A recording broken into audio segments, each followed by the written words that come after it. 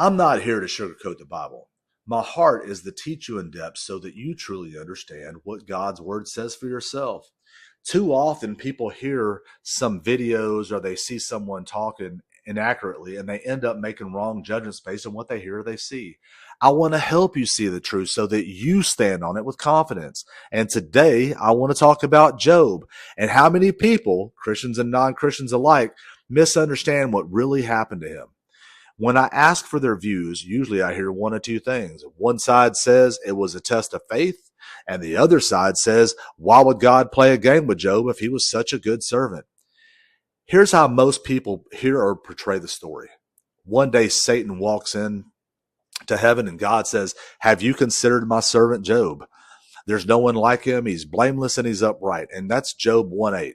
And Satan replies, he only serves you because you've blessed him. You take it all away and he'll curse you. Verses 9 through 11.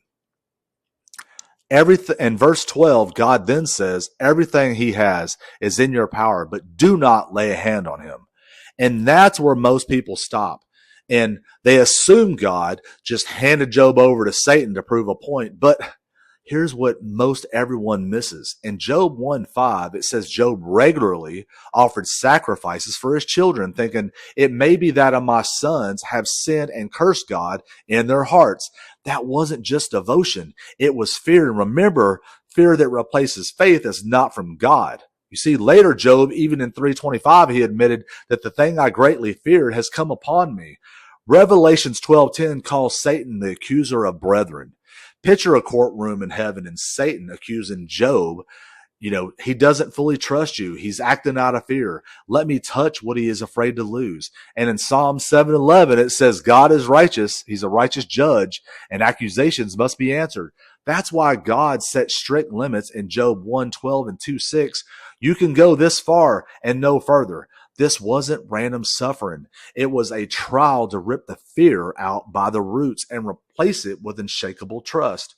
By the end, Job says in Job 42:5, I have heard you by the hearing of the ear, but now my eyes see you. You see, the fear was gone. Trust is complete. Verse 12 says that the Lord blessed the later days of Job more than the beginning. 2 Timothy 1:7 says, God has not given us a spirit of fear, but of power and of love and of sound mind. Fear wonders, what if God doesn't come through? Trust declares, even if everything falls apart, my God is still enough. And when you live in that place full of trust, hell has nothing to bargain with. The devil has nothing to hold over on you, and no weapon in his hand will work because he's already lost.